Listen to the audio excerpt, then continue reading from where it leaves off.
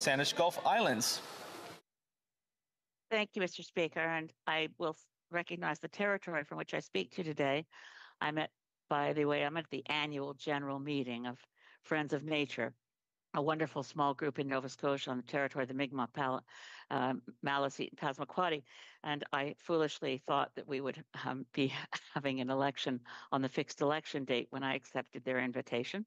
But here we are on June 20th, on the last day of the very short session of this Parliament following the election under a new government. I know it's a new government because I don't think this could have happened under any other government. This is called the new government's honeymoon period. I like to think that in honeymoon periods, acts were consensual. This is anything but. So Bill C-5 is before us now for its final vote. I want to take a moment, if it's all right, because I do appreciate the Speaker's ruling earlier today that we will vote on Part 1 and Part 2 separately. I want to make it clear that Greens definitely support bringing down interprovincial trade barriers. We desperately want to see a national approach that puts Canada, well, at least as cooperative and effective between and among different jurisdictions, as is the European Union, which deals with separate nation states, many of which were certainly in the oral history of my childhood from parents who lived through the Depression and the Second World War. We certainly knew that countries that now cooperate fully in the European Union were a short time away, relatively speaking, short time ago, at war with each other. And yet, here we are in Canada, and we have less cooperation. The European Union, for instance, has a viable electricity grid that works across all those jurisdictions. They were able, after Putin's invasion of Ukraine, within months, they were able to plug Ukraine in to the EU electricity grid. Well, we don't have one in Canada that one can plug into. The province of Nova Scotia has very, very high utility rates, and they still burn coal for electricity, which other provinces have ceased to do. They could buy everything they needed from Hydro-Quebec if only we had the interties to have a Canadian electricity grid. It's been something that hurts our economy, certainly hurts our businesses and many sectors. We don't act like a country, but worse than that, we often don't think like a country. So I was very excited to hear the new Prime Minister's commitment to bring down interprovincial trade barriers. And certainly we need labor mobility. We need to recognize across provinces. And that means working with many regulatory bodies. For instance, for doctors, you have to deal with the appropriate medical societies within each province to make sure healthcare professionals that we so desperately need can be recognized more quickly. I do think it's an awful shame then that I find I have to vote against Part 1. And that's because of concerns raised to me directly by the Canadian Cancer Society, that in the way the bill is drafted, the way in which a recognized standard at a provincial level can be recognized and replace a stronger standard at the federal level. Had this bill not had the programming motion that pushed it through before anyone could think twice, I think that could have been fixed quite easily. Most legislation like this would include a carve-out, an exemption for health and environmental protection. But we were too busy. The Prime Minister and his government were in too big a rush. I question why that would be. It certainly could have been fixed easily, but I can't vote for it as it now stands. I don't want to see another Walkerton in Canada. And I don't want to see what happened in England when Maggie Thatcher got rid of unnecessary regulations, the spread of mad cow disease. You really don't know the cost of getting rid of valuable regulations until you're dealing with a crisis. Many regulations can be removed. Much red tape is in our way, but you need to look before you leap. This bill is all about leaping before you look. And definitely that's the case in the Build Canada Fast major identification, the identification of projects in the national interest. C'est la question clé. And that is the key question. What is a project in the national interest? How do we determine which projects are truly in the best interests of all Canadians, all provinces, all territories, all Indigenous peoples? How do we determine that? How can we find our shared path together? The best possible path. How can we find projects truly in the national interest? What's a project in the national interest? You say, well, there's a definition section in the Act. It tells us a project in the national interest can be found on Schedule A. Of course, Schedule A is blank, and you can find out what's going to be put there because Cabinet's going to decide. And there are no fixed criteria or anything reviewable later on as to why a project was in the national interest. It could be that the main factor taken into consideration was polling. That wouldn't be against this law, and there'd be no way to challenge it in court later. It could be that everything put forward by Cabinet is absolutely brilliant, and I'll be cheering for it. East, west, north, south electricity grid, a public transit system that works for people in the way that the inquiry on missing and murdered Indigenous women and girls made it a call for justice, that there be public transit so that vulnerable peoples like Indigenous women and girls are not forced to hitchhike because there's no way to get from A to B in a wealthy, modernized, industrialized country like Canada unless you have the money to own a car or buy a plane ticket. There are many projects in the national interest we need. I suspect that the Prime Minister has said that free, prior, informed consent and the rights of Indigenous people is at the heart of Bill C-5. I don't want to rewrite his speeches for him, but I suspect what he really wanted to say was it's in his heart. It's what his government cares about, but it's nowhere to be found in Bill C-5. So I suspect that our first big national interest project is going to be something of a moonshot.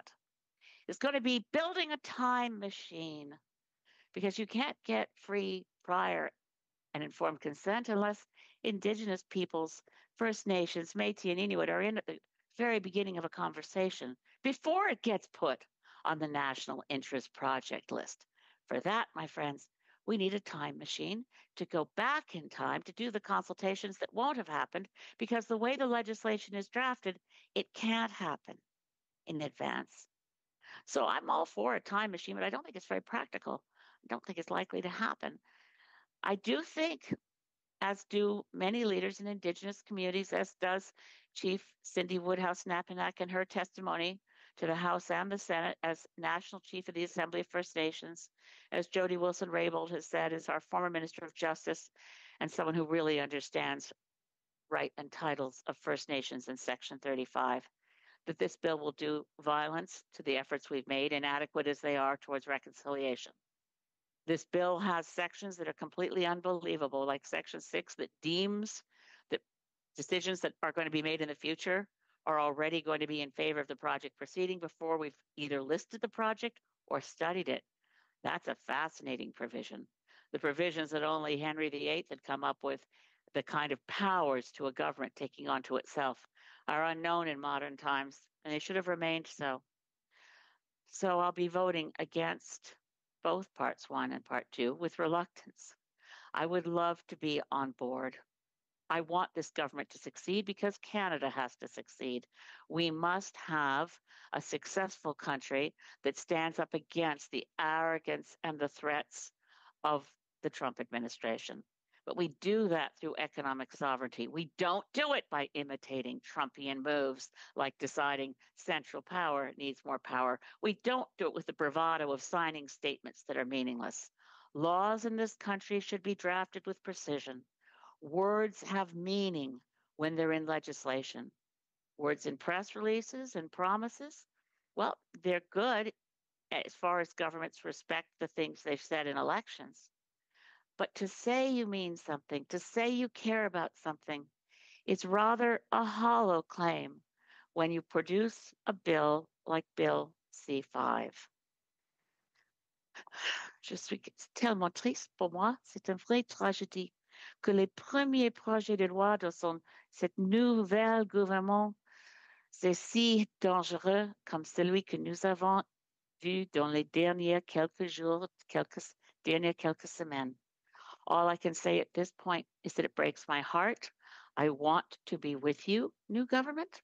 I want to be with my colleagues and stand for one Canadian economy. But we need to think it through. We can't make it so with the bravado of a great signing ceremony and a bill whose laudable ends are undermined by appalling drafting and a claim for powers that no government should hope to achieve. Thank you, Mr. Speaker. Questions and comments. Question et commentaire. The honourable member for Winnipeg North. Yes, thank you, Mr. Speaker. You know, it is a very significant day today. The Prime Minister and Liberal candidates from across the country made a solid commitment as a part of our election plan to build a one Canadian economy. Page 1 of the platform, Mr. Speaker. Sometime in the next half hour, we're going to be passing Bill C-5. Hear, hear. That is a checkoff. That is something in which this Prime Minister and this Liberal caucus pushed through in order to fulfill a solemn commitment we made to Canadians. That's right. And if I can conclude just by saying, Mr. Speaker, in the last number of weeks, we have seen all sorts of initiatives from a new Prime Minister, a new administration. We're making a difference. We will continue to work hard for Canadians. Hear, hear. If the leader of the Green Party could explain why it is, in a nutshell, she feels that this bill should not pass. The honourable member for Saanich Gulf Islands. Thank you, and thanks to my friend from Winnipeg North. This bill cries out for amendments and improvements to ensure that the projects that are chosen to be in the national interest meet some kind of binding set of criteria. It needs to create a system. Why have a law in place as opposed to a wonderful declaration that everyone signs? If it's a law, it should have accountability mechanisms. It should be reviewable by a federal court if the promises and commitments made by the government are not observed. This bill has nothing mandatory. Even the much vaunted Major Projects Office is a discretionary move. All of the things that are claimed the bill will do, like we won't proceed unless there's consensus. We won't proceed unless there's a private sector proponent, says the Minister of Natural Resources and Maine Estimates. But nothing in the bill says that. Questions and comments. Question et commentaire. The honourable member for Nunavut. And I'd like to thank the member for her intervention. This minority Liberal government, which to me doesn't indicate that it's such a massive decision by all of Canada,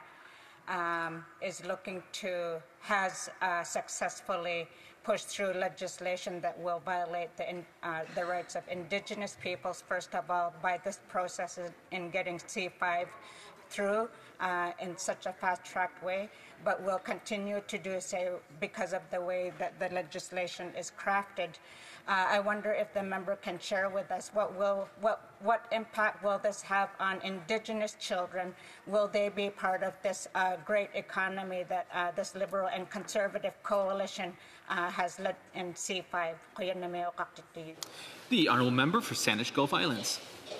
I thank my friend, the Member of Parliament for Nunavut, for her extraordinary courage and championing of Indigenous rights, and also consistently calling out the importance of love, intergenerational love. There's been a lot of trauma visited on Indigenous peoples, and I don't know anyone who's been clearer than the Honourable Member for Nunavut. But the offences done to Indigenous rights in this bill are significant, and the offences to children, whether settler culture children or Indigenous children, in undermining our democracy will cause, I'm afraid to say, serious damage, because I've never seen a government ever expand powers to the center that when the so-called emergency is over, are then relinquished to go back to normal levels of respect for Westminster parliamentary democracy. And the role of a prime minister is first among equals. Questions and comments? The honourable member for Vancouver East, about 30 seconds. Thank you very much, Mr. Speaker. I wonder if the member can elaborate. In rushing through Bill C-5, not only does it, of course, violate Indigenous rights, as we have heard, what are the implications for the environment by overriding environmental standards? The honourable member for Saanich Gulf Islands. Well, thank you to my friend, the honourable member for Vancouver East. It's a strange thing to find myself more shocked now than I was by things that the Harper government tried. We saw bills pushed through before, but I've never seen a bill with such, as an omnibus bill, with such breadth and with such impact on multiple laws and dictating future decision making. Again, the use of the time machine is handy. That so violated the basic precepts of study, exploration, hearing from witnesses, making amendments based on hearing advice from those who are experts in the field. So yes, the effect on the environment could be quite substantial because it's a matter of luck at this point. What projects get approved? Who knows? It's Charlie and the Chocolate Factory all over again. Order. It